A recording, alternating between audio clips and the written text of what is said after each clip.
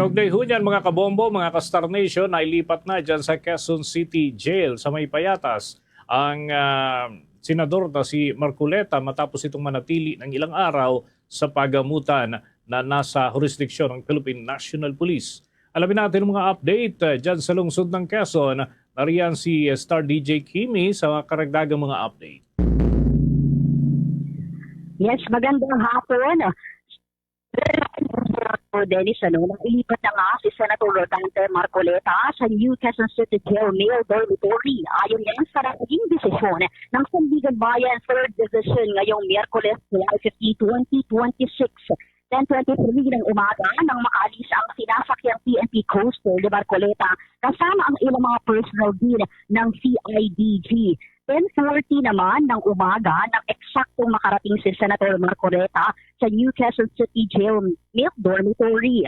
Matatandaan nga na noong July 6, Bombo Dennis, nang maaresto si Senator Marcoleta kaugnay sa caution plunder at pansamantala itong nanatili sa PNP General Hospital dahil sa iniinda nito o sa ininda nito ang parinikip ng dibdib at hypertension.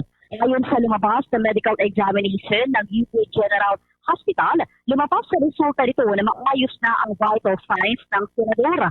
Ayon pa kay Dr. Gerardo Legaspi, direktor ng UPPGH, na walang naging findings na kinakailangan pa ng hospitalization ni Marcoleta. Matatandaan nga na naaresto si Marcoleta kaugnay sa pagtanggap niya ng 75 million pesos campaign donations noong 2025 elections, ngunit hindi ito idineklara sa kanyang susi at fall-in. Samantala, kanina rin ay naghain ng not guilty plea para sa kasong plunder sina dating Congressman Mike Defensor, Joseph Espiritu at Aristotel Giray sa Sandigan Bayan, 3rd Division, Bombo Dennis. At kaugnay pa yan, Bombo Dennis, na ito ay ang violation niya nang mabasahan sila ng sakdal ngayong umaga ayon sa violation nila sa Presidential Decree number 46 o ang pinagbabawal na makatanggap ng kahit anumang regalo ng mga opisyal sa gobyerno. Habang si Marcoleta naman ay hindi pa dumaraan sa arraignment o hindi pa siya nababasahan ng sakdal dahil nasa pending pa ang kanyang motion to quash. At samantala, kanina nga noong 10:40 a.m. nang makarating na sa New Quezon City Male Dormitory o New Quezon City Male Dormitory si Marcoleta ay kukunan pa siya o muli siyang kukunan ng fingerprints at mugshots at daraan pa siya sa standard interview bilang ito ay bahagi ng proseso sa paglilipat ng kanyang custody sa New Quezon City Jail. Wala po iyan sa PNP General Hospital sa Capokrame, Bombo Dennis.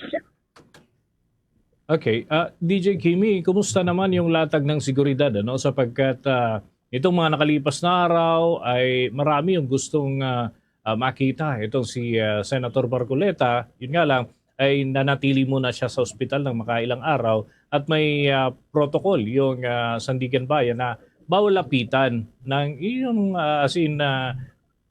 very close na encounter with the senator dahil nga sa issue ng kalusugan.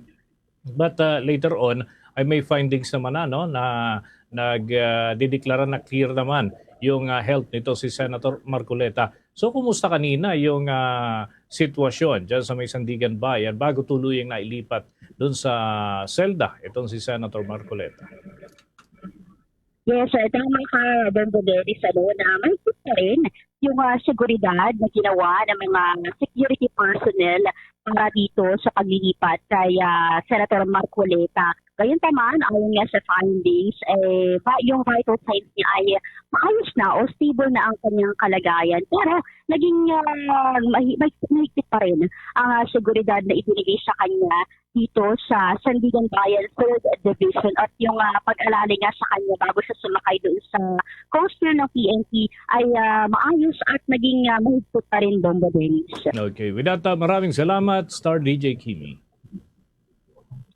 Mula rito Bayan, nagulat Star DJ Kimi ng 102.7 Star FM Manila. And this is Bombo Radio Philippines, the #1 radio network in the country. Your trusted source of news and information.